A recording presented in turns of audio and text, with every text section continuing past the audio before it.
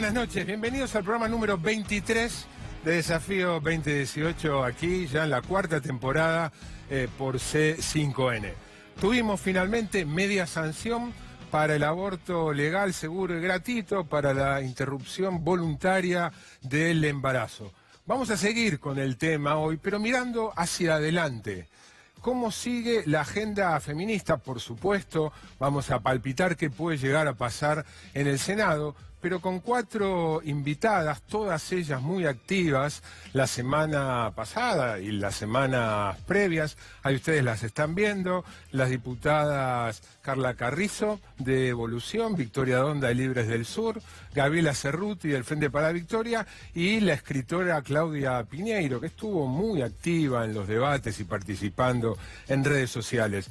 A ellas les vamos a preguntar cómo sigue la agenda feminista, qué derechos faltan conquistar, si es que se logra la aprobación definitiva en el Senado, qué discriminaciones sigue habiendo, qué opinan, y ahí me interesa particularmente porque es escritora, la opinión de Claudia Piñeiro, pero también de las diputadas, de estos cambios que algunos y algunas quieren hacer en el uso del idioma. En lugar de todos los argentinos, todes les argentines, lo ven como razonable, a algunos les parece ridículo, pero todo cambio cultural, generalmente cuando comienza incipientemente, puede parecer ridículo. José Nathanson, sobre este tema, tiene unos datos interesantísimos sobre el rol que está ocupando la mujer en el poder, en distintos poderes, en cámaras empresarias, en empresas, en sindicatos, en la justicia. Y es evidente, porque todos lo vivimos, que la mujer está ganando espacios de poder. Ahora es interesante, y José lo va a explicar, en qué sectores está ganando espacios de poder. Cuando hay participación de mujeres en consejos directivos, ¿a cargo de qué están y a cargo de qué no están? Eso es la columna de José. Nuestro otro columnista estrella, Emanuel Álvarez Agis, va a desafiar la idea de que el Banco Central, ahora que tenemos nuevo presidente del Banco Central, Luis Caputo, se encarga solo de comprar y vender dólares, es decir, de comprar o vender reservas y de controlar la inflación. Es muchísimo más complejo que eso y Emanuel Álvarez Agis va a desafiar esa idea y explicarnos un poco la importancia del organismo del Banco Central. Pero antes vamos a hablar un poco del dólar.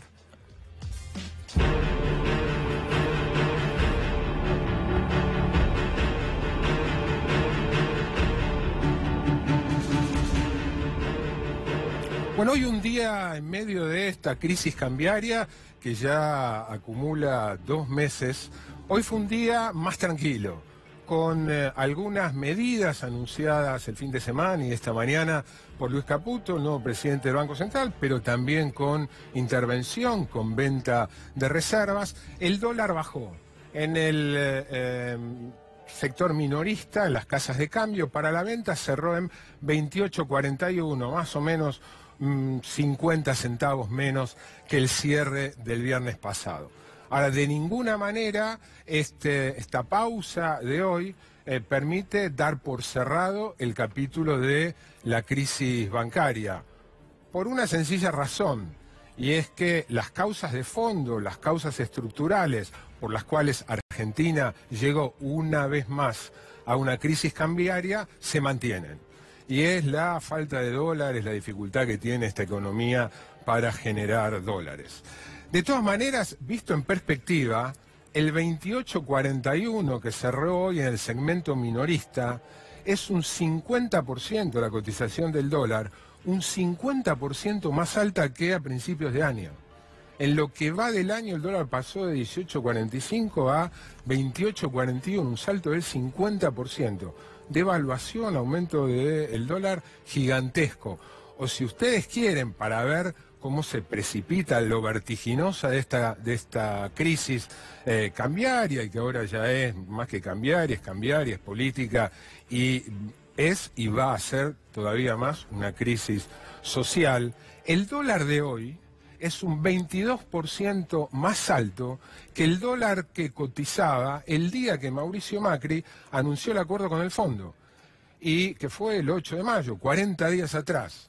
Y muchos pensaron que con ese acuerdo, con ese pedido de acuerdo que se descontaba iba a ser aprobado, iba a calmar. 22% subió el dólar desde que Macri el 8 de mayo anunció que iba a acudir al Fondo Monetario otra vez. El dólar bajó hoy, pero la novedad en términos de política económica, en términos políticos, con el dólar fue este fin de semana, y es que el gobierno convalidó este dólar. Lo hizo Macri en la entrevista que ayer le dio a Jorge Lanata en Canal 13. Macri, además de reconocer el fracaso del gobierno en la lucha contra la inflación, de decir que se viene un menor gradualismo, es decir, una profundización del ajuste, lo contamos aquí al analizar el acuerdo con el Fondo Monetario, dio a entender, y esto es sabido porque además está en el acuerdo con el Fondo Monetario como un eje central para bajar el déficit fiscal, que va a continuar habiendo aumento de tarifas. Además de todo eso, Macri convalidó el aumento del dólar y que el dólar esté más o menos en estos niveles. Presten atención a lo que le decía a Lanata ayer. Tienen fuerte potencialidad exportadora. Entonces, y hoy más que nunca, con este tipo de cambio, van a poder exportar más. Exportar más es trabajo, que es lo importante, no una estadística de cuánto exporto. Eso no nos importa, nos importa que atrás de esa exportación hay gente trabajando.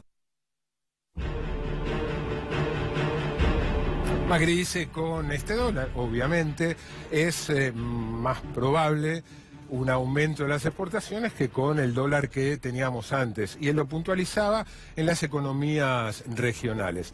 Pero no fue Macri el único que convalidó que el dólar esté en los niveles en los que está. El ya designado, todavía no asumido, pero designado ministro de la Producción, en reemplazo de Francisco Cabrera, Dante Sica, en un reportaje radial, fue más específico, fue más en detalle, revelando la conformidad de él y del gobierno en general con este nivel del dólar. Lo decía de esta manera, lo vamos a ver en una placa.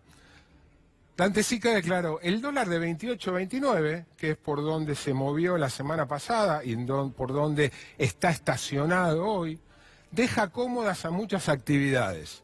Para algunas actividades es un tipo de cambio muy bueno y a otras le da un espaldarazo para la salida exportadora.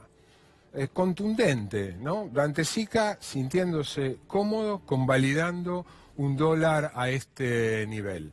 Sería interesante saber cuánto el gobierno dejó de hacer como para que el dólar llegara a los niveles en los que está. En qué medida se le fue de la mano y en qué medida veían como que, bueno, llegar a este dólar para beneficiar la salida exportadora. Uno puede hacerse una pregunta a esta altura. El dólar a 28.29, como dice Dante Sica, ¿es un dólar adecuado? ¿Es un dólar alto? ¿Está bien? ¿Está en niveles razonables? Y hay distintas maneras de responder a esa pregunta y una pregunta en general. ¿En qué nivel tiene que estar el tipo de cambio, el dólar, en un determinado país? Los economistas utilizan una fórmula un tanto técnica que es comparar la cotización del dólar en el país con los precios de ese país y compararlo con la cotización del dólar y los precios de los países con los cuales la Argentina comercia. Y eso, a través de una fórmula, se llega a un número.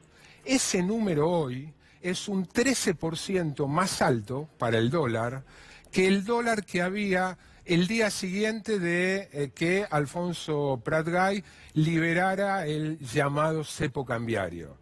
Otra vez, el dólar de hoy, tomando en cuenta cómo cotizan en los países con los que Argentina comercia, con Brasil, con la Unión Europea, con China, y los precios de esos países, está un 13% más alto. O sea, Argentina en términos de dólar es más competitiva hoy en un 13% que cuando asumió Macri. Hay otras maneras de evaluar y de medir si el dólar está a un nivel adecuado o no. Algunas muy, si se quieren, más simpáticas y más fáciles de entender. Una tradicional, muy usada en el periodismo, es comparar el precio del Big Mac, la emblemática hamburguesa de McDonald's, comparada con cuánto vale en dólares con otros países. Y si en un país, por ejemplo en Argentina, el Big Mac, esa hamburguesa en dólares es más barata que en otros países del mundo, en Estados Unidos, eso implica que el dólar está muy alto, y al revés. Bueno, hemos descubierto otra manera de medirlo, que lo realiza una página, la pueden consultar ustedes, que se llama Numbeo. Y aprovechan este nuevo fenómeno de la Big Data. Que es la Big Data, el aprovechamiento por el avance informático de la enorme cantidad de información a la que se puede acceder. ¿Qué es lo que hace Numbeo? NU, ahora lo van a ver escrito, N-U-M-B-E-O, Numbeo. ¿Qué es lo que hace? Recopila en tiempo real millones de precios de más de 500 ciudades del mundo. Arma una canasta, toma en cuenta precios de alimentos, precios de vestimenta, de transporte, de servicios públicos, y con una canasta representativa, la misma para 500 y pico de ciudades, arma un costo de vida en dólares para cada una de esas 500 y pico de ciudades. Y esto se va actualizando online. Funciona en parte como funciona Wikipedia, porque se alimenta de información oficial, se alimenta de los precios que aparecen en las webs de supermercados o de otras cadenas comerciales, y se alimenta también de información que proveen gente común, así como sucede con Wikipedia. Y todo mantiene actualizado y se modifica permanentemente el ranking del índice de costo de vida. Y hoy vamos a ver unos datos. Lo que toman como referencia es Nueva York igual a 100. O sea, lo que van a ver ustedes es referenciado a Nueva York con una canasta de costo de vida igual a 100. ¿Qué es lo que empezamos viendo? En Zúrich, la misma canasta está en 130,39.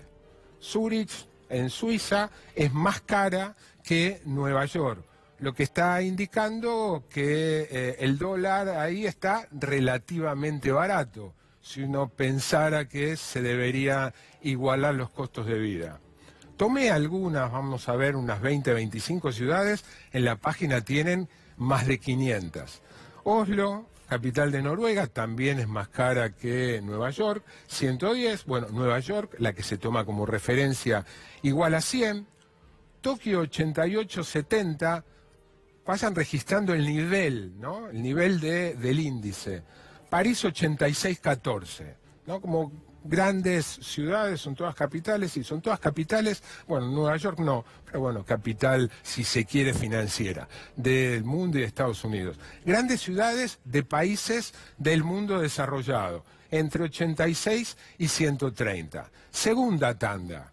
Entramos ahora al rango de los... no, esa es la misma que antes. Vamos a la segunda, bajando en el índice de costo de vida, entre el rango de 63 y 83, todavía no aparece Buenos Aires, Sydney 83,25, Miami 77,52, Toronto 71,43, Hannover 65,03, Barcelona 63,56. Todavía no aparece Buenos Aires, es decir, Buenos Aires es más barata que todas ellas. Tampoco aparece Buenos Aires en la siguiente tanda, en el rango entre 45 y 59, donde están Montevideo, Santiago de Chile, la portuguesa, Porto, la capital de Irak y Río de Janeiro. O sea, todavía no aparece Buenos Aires. Y fíjense que ya estamos en niveles de costo de vida por la mitad del de Nueva York. Ahí sí aparece Buenos Aires.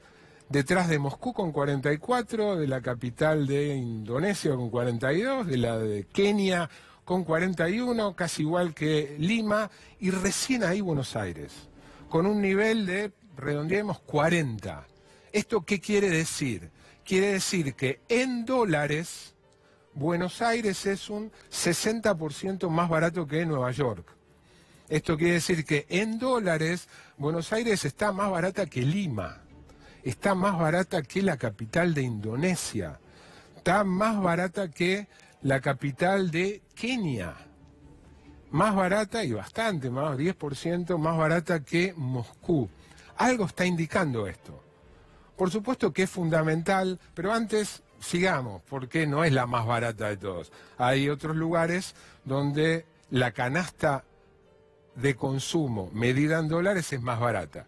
Ahí tenemos capital de Bulgaria, San Petersburgo, donde va a jugar la selección, va a jugarse la clasificación el día 26 contra Nigeria, 39-20, Hanoi en Vietnam, 38-85, Estambul y Bogotá, 36. Y tenemos una última, las más baratas de todo, Teherán, 34-65, está donde Argentina juega el próximo 21 con Croacia, Nizhny Novgorod, 33-60. Interesante, como dentro de la propia Rusia, Moscú es mucho más cara que San Petersburgo y Nizhny Novgorod es mucho más barata que Moscú y San Petersburgo.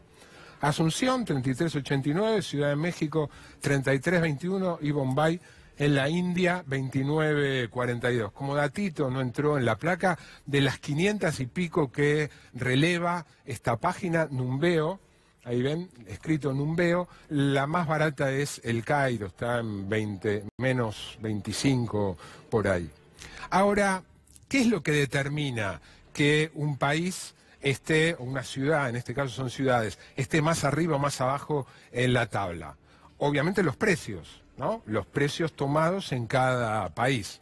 Pero es fundamental el tipo de cambio, porque todas las canastas están traducidas a dólares. Entonces, ¿qué significa? Si podés, Santi, volver a la de Buenos Aires 2 placas atrás. Que Buenos Aires esté en 39.98, que era 40-60% más barata que Nueva York, más barata que Jakarta, que Nairobi, que Lima. Y esto está reflejando la devaluación que hubo. A medida que el dólar trepó, como veíamos antes, 50% en el año, 22% desde el 8 de mayo, la canasta de consumo en dólares se abarata. Buenos Aires y Argentina en general, en el listado aparece otras ciudades, aparece Córdoba también con números similares a los de Buenos Aires. Para que ustedes tengan una idea, esta página también suministra, estos son los datos actuales, ¿no? Como yo les dije, se actualiza en tiempo real. A medida que va cambiando la lista del supermercado Coto, cambia esto, o a medida que el dólar aumenta o baja, también cambia, porque esto es la canasta medida en dólares. También les decía, esta página provee el dato, cuál es el promedio en lo que va del año, del costo de vida, del costo de una canasta de consumo. El promedio para Buenos Aires en lo que va del año es 57.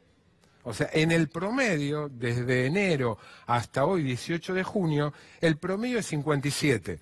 Hoy está en 39, porque el dólar fue subiendo y por ende el costo de la canasta de consumo en dólares fue bajando. Con lo cual, la conclusión, tanto por esta fórmula del índice de tipo de cambio real, que todos los días elabora el Banco Central y que muestra que el dólar está 13% arriba que a fines del 2015, como por el Big Mac, como por este ranking, queda claro que a 28.41 Argentina, Buenos Aires y Argentina en general es barata. ¿Pero barata para quién? Barata para un turista que quiera venir, barata para quien tenga dólares para gastar. Es barata en dólares. Ahora, que sea barata en dólares tiene una implicancia. ¿Qué pasa con la Argentina o Buenos Aires en pesos para los que viven acá? Y eso lo vamos a ver en la placa siguiente. Uno de los tantos que midió qué pasó y que está proyectando qué va a pasar con el poder adquisitivo, de eso se trata, fue un informe que difundió la consultora Ecolatina. Y ahí ustedes están viendo en rojo cuál es la inflación que tuvimos en lo que va del gobierno y cuál es la inflación esperada. Y ahí estamos viendo que para el cuarto trimestre, para fin de año, Ecolatina está proyectando un 30% de inflación anual. O sea, en la comparación del último trimestre de este año con el último trimestre del año pasado, la inflación que están proyectando es de 30%. Esa es la línea roja. La línea verde es el aumento del salario nominal de los trabajadores registrados, no de los que hay información de los que están registrados, de los que no están registrados hay estimaciones. Y ahí están viendo que la evolución esperada para el cuarto trimestre de los salarios de los trabajadores registrados es menos 4% en el último cuatrimestre. Pero bueno, en realidad la línea verde es el salario nominal y el bloque en azul es la pérdida de poder adquisitivo, la comparación entre la inflación y el salario. Y ahí ustedes ven que tras una pérdida en cada uno de los 4 trimestres del 2015 y una recuperación en 3 de los 4 trimestres del 2016, recuperación que de todas maneras no alcanzó a compensar la pérdida de 2015, en el 2018 lo que estamos teniendo es una caída en el primero, en el segundo, en el tercero y en el cuarto, y que se va profundizando. Ecolatina estima que en promedio, y es una estimación no de las peores, que en el promedio los trabajadores formales van a perder 3%. También calculan que los trabajadores del sector público van a perder más y que los trabajadores del sector informal van a perder aún más que los asalariados registrados y que los asalariados del sector público. Para terminar, 2 fechas. Quiero que registren 2 fechas que van a ser muy importantes, y las 2 en septiembre. Una es el 15 de septiembre. ¿Por qué? Porque según la ley, el 15 de septiembre es la fecha máxima que tiene el Poder Ejecutivo para elevarle el presupuesto al Congreso. Tiene tiempo por ley hasta el 15 de septiembre y se viene cumpliendo. Desde el principio, desde la convertibilidad, se viene cumpliendo. Todos los gobiernos presentan el presupuesto antes del 15 de septiembre. Ahí se va a saber de qué manera, en detalle, el gobierno piensa cumplir con lo que comprometió al Fondo Monetario Internacional. Va a tener que figurar en el presupuesto. Y eso va a desatar una disputa con los gobernadores y obviamente con los bloques de la oposición. La otra fecha también es en septiembre y va a ser una fecha clave, muy importante políticamente, para el país en general y para el gobierno en particular. El 27 de septiembre el INDEC va a informar los datos de pobreza del primer semestre de este año. Y todo indica, porque según incluso lo que el gobierno escribió en el memorándum con el Fondo Monetario, que este año la economía va a crecer apenas 0,4%. Eso significa que en términos per cápita va a haber caída de ingreso. Y con 0,4% de crecimiento, muy difícilmente haya mejoras en el empleo, todo lo contrario. Lo más probable es que el empleo, la situación del trabajo empeore.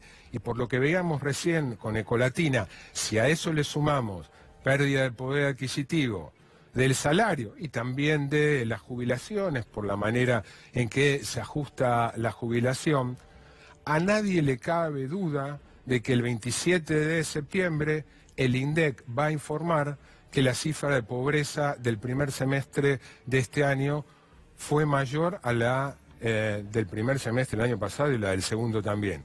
Y eso va a ser un dato político muy importante, porque recordemos, uno de los 3 grandes compromisos, eslogans de campaña de Mauricio Macri, lo viene reiterando con frecuencia, es ir camino hacia la pobreza cero. Venía descendiendo un poquitito, el 27 de septiembre lamentablemente van a tener una información en sentido contrario. Bueno, ahora en instantes con Manuel Álvarez Agis, el desafío económico que hace un banco central.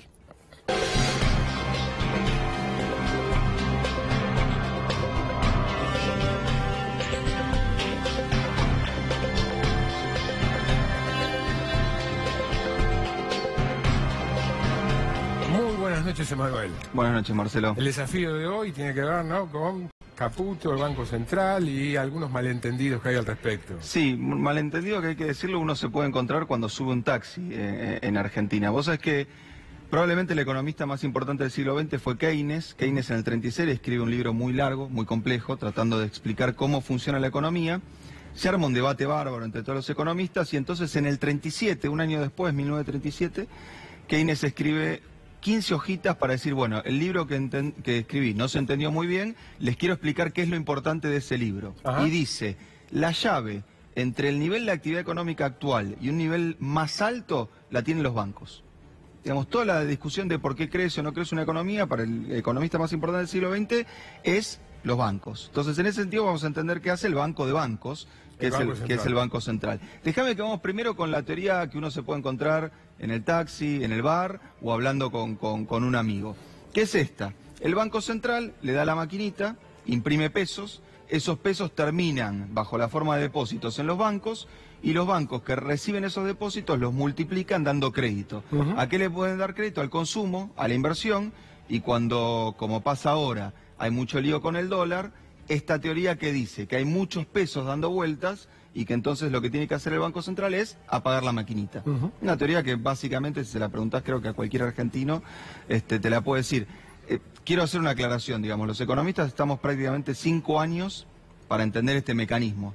No obstante, cuando te cruzás con cualquier persona en la calle te discuten este mecanismo, o sea que en ese sentido los argentinos tenemos con un doctorado en economía. Déjame que te cuente cómo funciona de verdad el sistema financiero, porque esta es una ficción que claramente no se cumple en la actualidad, y en la segunda placa vamos a ver cómo funciona y lo vamos a ver con un ejemplo muy concreto también que a uno le va a dar una idea. A ver, ¿qué es lo que pasa y qué es lo mágico de un sistema monetario? Lo mágico de un sistema monetario es que los bancos crean dinero sin pedirle permiso al Banco Central. Los bancos comerciales. Los bancos comerciales crean dinero sin pedirle permiso al Banco Central, sin esperar que el Banco Central emita plata. Si no me crees, seguramente en tu bolsillo tenés una tarjeta de crédito. Tengo. Y si nos invitás a comer después del programa, podrías pagar con esa tarjeta. ¿Podría? Ponele que la cuenta se va a 6.000 pesos. Ajá. No es que vos llamás al Banco Central y decís, por favor, emita 6.000 pesos. Ni lo hace tu banco, ni lo hace de la tarjeta de crédito.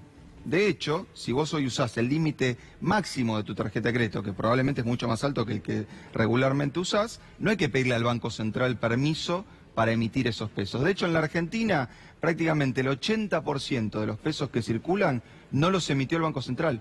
Lo crearon los bancos comerciales, los bancos privados. Entonces, en ese sentido, la visión moderna de cómo funciona un banco central, que es lo que vemos ahí en la placa, es un circuito donde los bancos crean crédito para el consumo y para la inversión.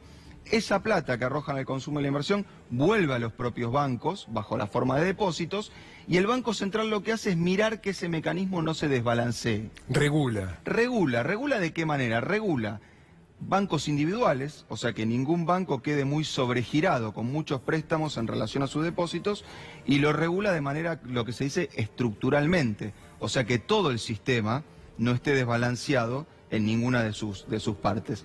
Fíjate qué hace en particular, y ahora lo vamos a ver con las últimas dos placas, cuál es la función en particular del Banco Central de la República Argentina. Primero, el mandato o la misión, que en el Banco Central de Argentina es múltiple. Tiene que cuidar la estabilidad monetaria, la financiera, el empleo, el desarrollo económico y la equidad social.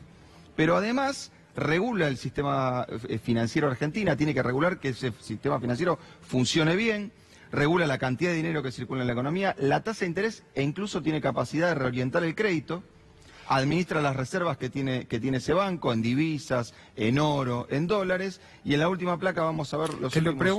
Te lo pregunto viendo Sí. todo eso.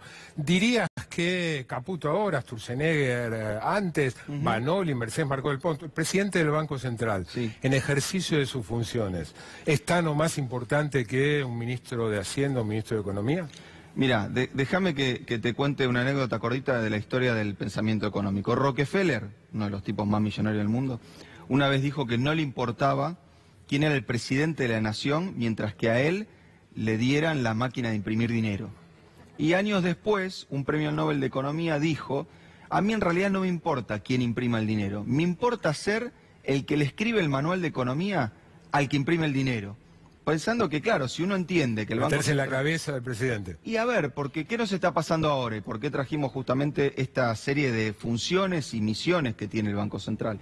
Lo que está empezando a pasar es que los argentinos estamos empezando a pensar que el Banco Central solo se tiene que ocupar del valor del dólar y de la inflación. Y a lo sumo de la tasa de interés, ¿no? Una cosa que ha sido más famosa en los últimos meses o años.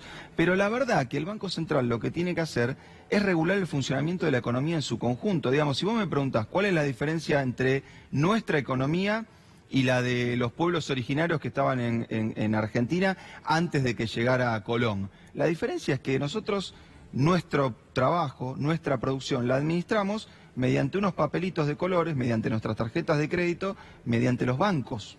La diferencia central que tenemos las economías modernas es que son economías monetarias. Entonces, si el Banco Central... Uno de los grandes, y esto puede sonar políticamente incorrecto, uno de los grandes inventos de la civilización. Bueno, la moneda. Bueno, es que justamente lo que permite es que vos decidas todos los días, decidas entre muchas comillas, de qué trabajás y cómo te vas a procurar alimento, ropa, vestimenta, sin relacionarte prácticamente con nadie. O sea, vos cuando pasás la tarjeta de crédito no le tenés que caer bien o mal al tipo que te está atendiendo, simplemente tenés que pasar la tarjeta de crédito, en ese sentido es impersonal. Ahora, cuando uno empieza a decir, che, el Banco Central lo único que tendría que hacer es controlar el dólar, fijémonos si hoy lo baja, si mañana lo sube, lo que nos pasó es que perdimos de vista que si vos no regulás la totalidad del sistema financiero, si no ves que estos desbalances no lleguen a lugares preocupantes, claro, al final del día, cuando no hiciste todo el trabajo que tenía que hacer, lo único que te queda es tratar de controlar el dólar. Este señor que estamos viendo en pantalla es desde el jueves pasado, viernes pasado en funciones, presidente del Banco Central. Tiene fama, en esto parece haber coincidencia, de que es muy hábil en el manejo financiero, en todo lo que tiene que ver con toma de deuda, empréstitos, manejo de finanzas en general. ¿Crees que está en condiciones de ver este sistema complejo, económico, y ocuparse de todas esas funciones que enumerabas antes? Déjame contestarte con un ejemplo que creo que no solo aplica a Caputo, sino aplica a algo que creo que está en las raíces ideológicas del gobierno de Cambiemos. Pensá en un político muy hábil, para sacarlo de Argentina, pongámosle Obama. Suponete que vos a Obama lo mandás a administrar Apple. Probablemente funda iPhone, si Obama administra Apple. Ahora, imagínate que mandás a Steve Jobs, el creador del iPhone, a administrar Estados Unidos. Probablemente el que funda sea Estados Unidos. O sea, lo que digo es, ser el mejor en tu sector no necesariamente te transforma en una persona idónea para regular tu propio sector. Probablemente porque además, y esto pasa mucho en las finanzas, donde las innovaciones financieras viajan en el tren bala y la regulación en general en carreta, pasa acá, pasa en Inglaterra, pasa en la Unión Europea, pasa en el mundo, en general en el sistema financiero, las ganancias muchas veces se producen justamente por poder eludir la regulación, encontrar huecos a la regulación. Digo desde el punto de vista legal, no digo cuestiones ilegales. Entonces, la verdad que ser muy bueno en el sistema financiero no necesariamente te convierte en un buen regulador del sistema financiero. Gracias, Emanuel. Gracias a vos. Vamos a cambiar ahora de tema, de la agenda económica que nos tiene a todos ocupados y preocupados. Vamos a pasar a la agenda feminista.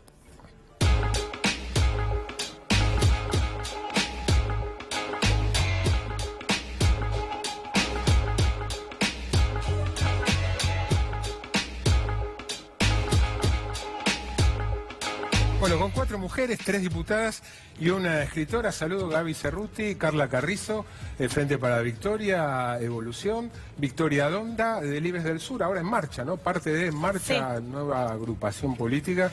Y Claudia Piñeiro, que no es diputada, no es política, pero ha tenido una intensa actividad en todo el debate por la ley de aborto legal, seguro y gratuito. A las 4, gracias por venir. Gracias. Quiero hablar sobre la agenda futura del feminismo, pero no puedo, no quiero pasar por alto qué perciben, qué palpitan que puede llegar a pasar en el Senado. Cualquiera. Lo que quieran. A ver, yo creo que lo dijo Pichetto, ¿no? Me parece que cuando una marea viene tan fuerte es muy difícil ya que no se apruebe en el Senado. Lo que vimos en la calle, no hubiera sido posible la aprobación del otro día en la Cámara de Diputados si no fuera por esa conjunción tan particular que se da muy pocas veces en la historia, que es una enorme conciencia social, un enorme entramado social en el cual muchas intelectuales, como Claudia, que yo creo que dejaron su rol de escritora, actriz o lo que fuera para ser intelectuales que se cargaron un tema de su época y de su tiempo al hombro, la articulación adentro del Congreso de las y los diputados y la movilización en la calle, ¿no? Esa cosa que vimos, yo la seguí viendo, creo que estaban viendo todas ustedes durante todo el fin de semana. Chicas muy jovencitas que se sienten parte de una generación porque tienen una causa en común ahora. A mí me parece que eso es lo que realmente se convierte en la marca de esta época. Todas somos feministas de acuerdo a nuestra edad desde hace más o menos tiempo. Ahora esta es una generación que se siente feminista como generación. Todos y todas se sienten feministas y me parece que eso es lo que ya hace que esto sea una marea que seguramente va a seguir en el Senado. Seguramente alguna tiene duda. No, yo creo que los resultados se trabajan, así como fue en diputados, y hay que trabajar en el Senado. Por supuesto que el poder social, me parece a mí, marcó la agenda de la Argentina. Había esa sororidad adentro y afuera del Congreso. Expliquen esa palabra que bueno, es... solidaridad. Solidaridad entre mujeres. Quiero aclarar una cosa lingüísticamente, porque nosotros llamamos fraternidad. Fratello es el varón, el hermano. Entonces, sororidad es por sor, que es hermana, mujer. Por ahí viene la sororidad. Empatía. Ya nos vamos a meter en el tema idiomático. Creo que hay que trabajarlo en el sentido cuando decía, por supuesto que el objetivo inmediato nuestro no es que se apruebe, es que se ratifique el dictamen, porque no es lo mismo. Si se aprueba con cambios... Tiene que volver. Tiene que volver. Entonces yo creo que, primero destacar el trabajo que se hizo en diputados. El dictamen es bueno. Desmitificar algunas estrategias de descalificación de ese dictamen que se están utilizando por quienes defienden el no para poder producir cambios. Entonces yo creo que hemos aprendido a identificar esas estrategias, digamos, de veto, y entonces con toda la experiencia de diputados, esa multipartidaria de diputadas, pero también ese poder social intergeneracional, porque no son solo jóvenes, las jóvenes es espontáneo, pero a mí me impactó ver a Nelly Mijersky de 89 años digamos, toda la noche esperando. Acá son abuelas, madres, hijas, y esa potencia intergeneracional le da una fuerza, una transversalidad muy potente en la Argentina. ¿No temen que la Iglesia redoble su campaña en contra y tal vez uno puede tomar esas espantosas palabras de creación del Papa el fin de semana, asimilando el aborto a lo que hacían los nazis, diciendo están haciendo lo mismo, van a hacer lo mismo, pero con guante blanco? ¿No creen que eso puede complicar el panorama? Yo creo que tenemos muchas posibilidades en el Senado por todo lo que mis compañeras relataban recién, pero que hay que estar alertas. El Senado es un ámbito más reducido y que además, a diferencia ya, Gabriela Michetti, que es la presidenta del Senado, no es senadora, es vicepresidenta de la Nación, no ha respetado la actitud del Poder Ejecutivo. ¿Qué dijo el Poder Ejecutivo cuando entró el proyecto a discutirse en diputados? Nosotros no vamos a intervenir. La verdad es que no intervinieron, ni para bien ni para mal. Nosotros hubiésemos querido un poquito que intervengan, pero no lo hicieron.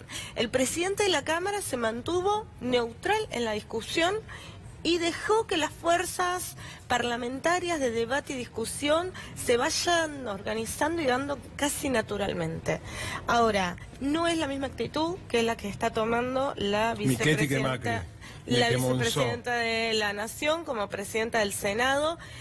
Hay un uso y costumbre, por ejemplo, que es que el secretario parlamentario, en este caso Tunesi, que fue diputado mandato cumplido y ahora secretario parlamentario del Senado, le dé los giros al proyecto. La vicepresidenta decidió que ella iba a dar los giros. Entonces hay algunas luces de alerta de querer empantanar una discusión que viene, y viene aceleradamente. ¿Por qué? Porque sí nos dimos cuenta, y si algo que quedó claro, es que cada día que tardamos en la aprobación de este proyecto de ley, es una vida que corre riesgo.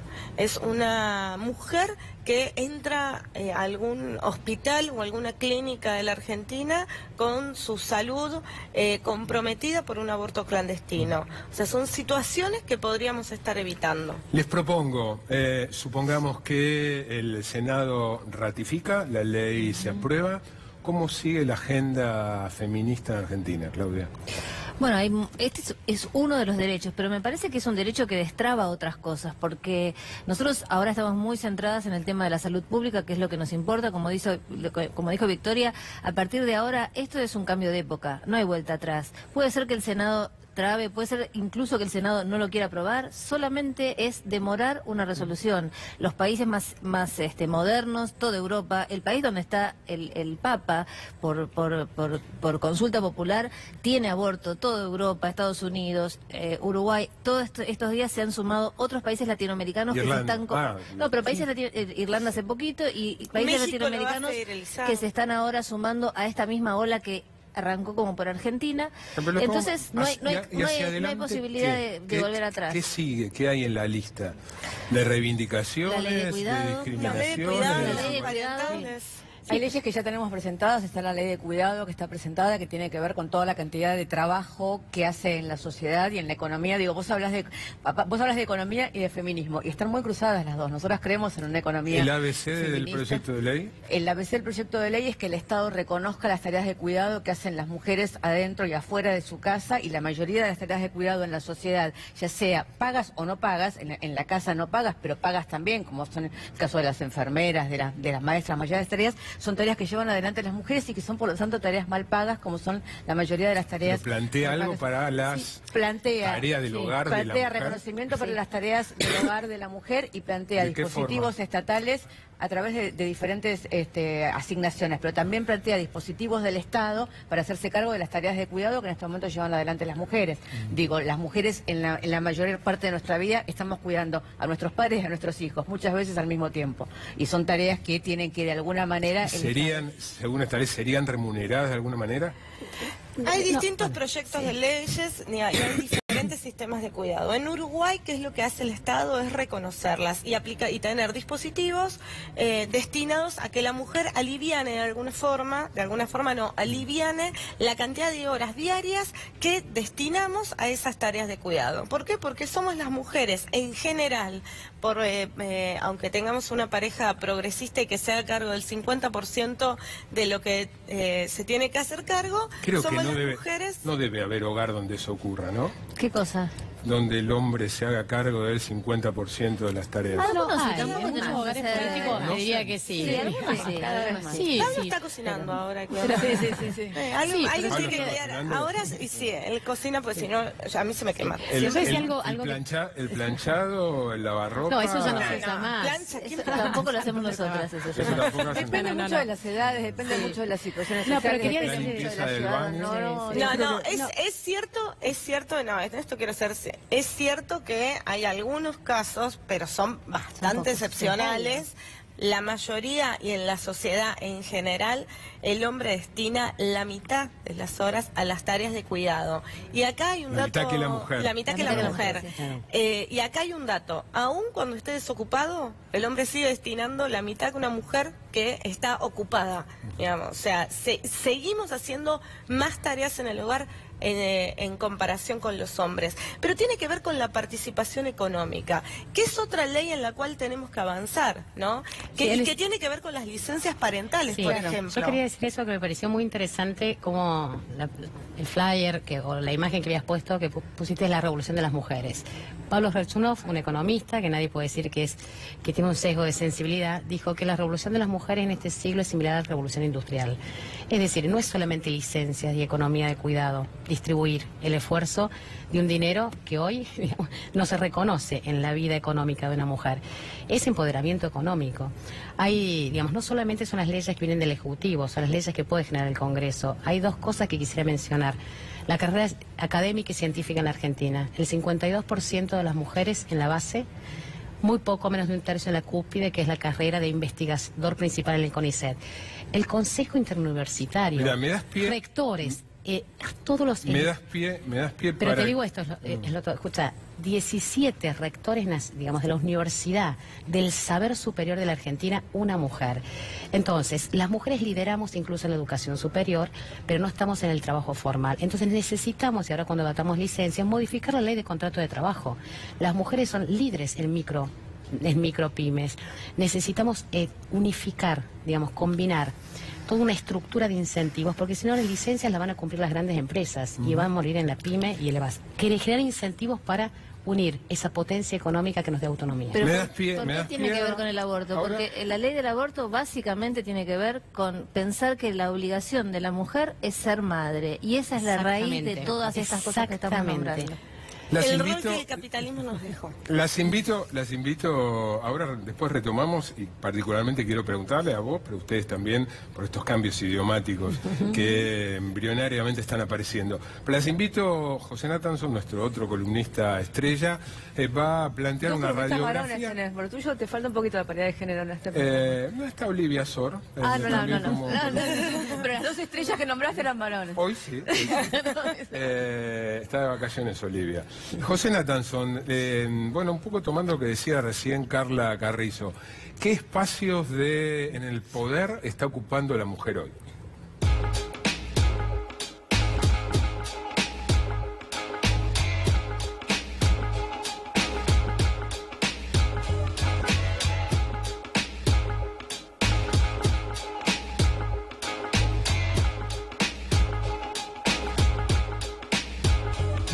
Bueno, Buenas noches, muy buenas noches, José. Mira, tenés 4 mujeres Sí. atentas mirándote para corregirte si te voy a tratar equivocas. de no equivocarme.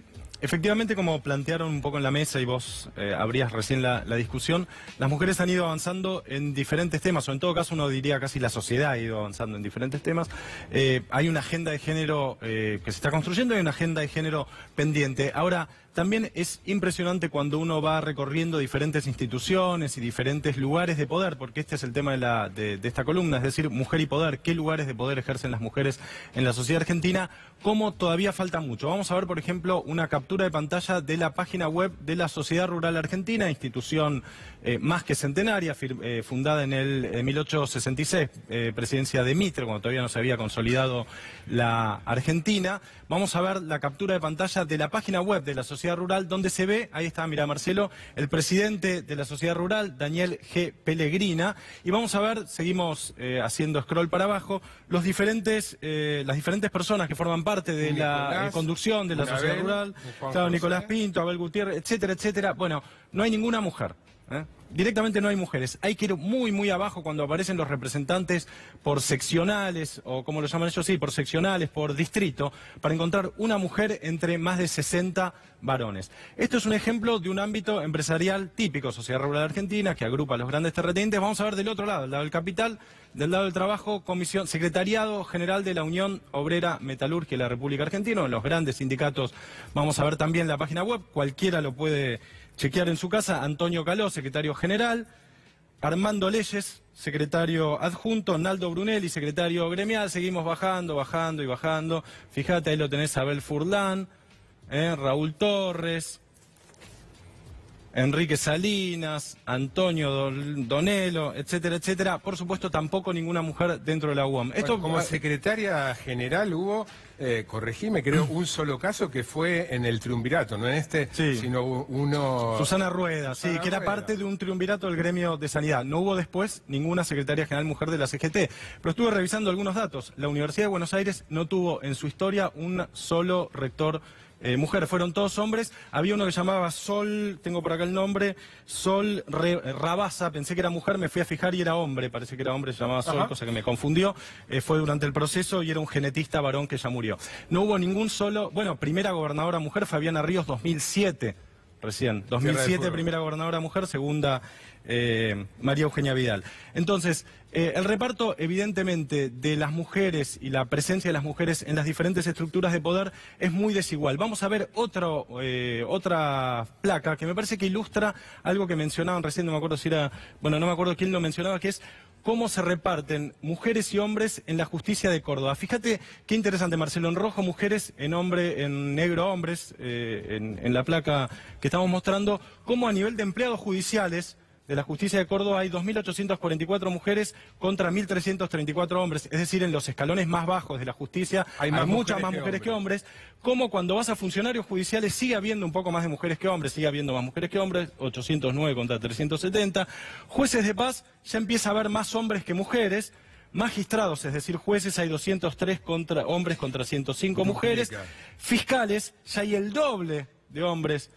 que de mujeres, 110 contra 56, y vocales está bastante repartido en La Plata, pero en Córdoba hay más vocales hombres que mujeres, 4 contra 3. Es decir, cómo a medida que uno va subiendo, este es un ejemplo entre 10.000, cómo uno a medida en que va subiendo verticalmente en la jerarquía del Poder Judicial cordobés, la presencia de las mujeres va disminuyendo. Esto los especialistas en estudio de género lo llaman techo de cristal, es decir, aquellas barreras invisibles que enfrentan las mujeres a la hora de proseguir y progresar en sus diferentes carreras profesionales. Ahora, ocurre una cuestión más, que es que aun cuando las mujeres llegan a posiciones de poder, en muchos lugares llegan a posiciones de poder que tienen también un sesgo de discriminación de género. Mira, un informe, Marcelo, muy interesante del Ministerio de Trabajo elaborado en 2006, decía que hay 18% de mujeres en las conducciones, en los secretariados de los principales gremios de la Argentina. 18%, es decir, ha habido un avance de la mujer en este punto. Ahora, no hay prácticamente secretarios generales, salvo algunos gremios, por ejemplo, empleadas domésticas, o sea, salvo algunos gremios muy específicos. Hay muy pocos subsecretarios, hay muy pocos secretarios de acción gremial, que es un cargo importante, y en general están en la Secretaría de Mujer, Acción Social y Turismo. Es decir, aun cuando las mujeres llegan a ciertos lugares específicos. Esto, el reparto del poder, son los ministros del mundo, o los ministerios del mundo ocupados por mujeres. Mirá la cantidad de mujeres que hay: ministras de Medio Ambiente, 108, ministras de Asuntos Sociales, 102, Familia, Infancia y Juventud, hay 98 ministras en el mundo a cargo de estos temas. En cambio, cuando vas a asuntos parlamentarios, medios de comunicación, población, y acá no está, pero defensa, economía, hay muchas menos mujeres. Es decir, hay un sesgo que hace que, no podría decir otro techo de cristal, que hace que, aun cuando las mujeres llegan a una posición de poder, muchas veces ocupen una cierta área, un cierto ámbito específico que se supone que está más cercano a las, a las habilidades o a las destrezas o a lo que sea que se supone que tienen las mujeres. Digamos. Iba a decir, este gobierno tiene como rareza por varias razones, pero por una en particular, como ministra de Seguridad, una mujer, ¿no? Sí, es un área, efectivamente, es un área dura. Uno de los pocos casos de un área dura. Ahora, la otra ministra mujer es Desarrollo Social en un área sería típica lo clásico, lo típico. Sí. Un último comentario, Marcelo. Me parece que esto lo que demuestra, y por ahí la conclusión de la columna es esta, es que la discriminación de género no es un conjunto de conductas individuales, sino un sistema. Y que aun cuando se avance en algún lado, por ejemplo en educación, donde las mujeres han avanzado muchísimo y hay cada vez más presencia femenina y demás, se recompone en otro lado. Cuando un sistema quiere decir que funciona de manera sistémica, es decir, cuando se corrige una desigualdad en un lugar, la desigualdad se ajusta de otro lado. Un sistema muta, un sistema es dinámico y un sistema funciona como un todo. El género, la discriminación de género, me parece que es eso, es un sistema, y esto ayuda a entenderlo. Gracias, José. Gracias. Les quiero preguntar si esto, ¿no? Los espacios acotados o muy determinados se puede corregir con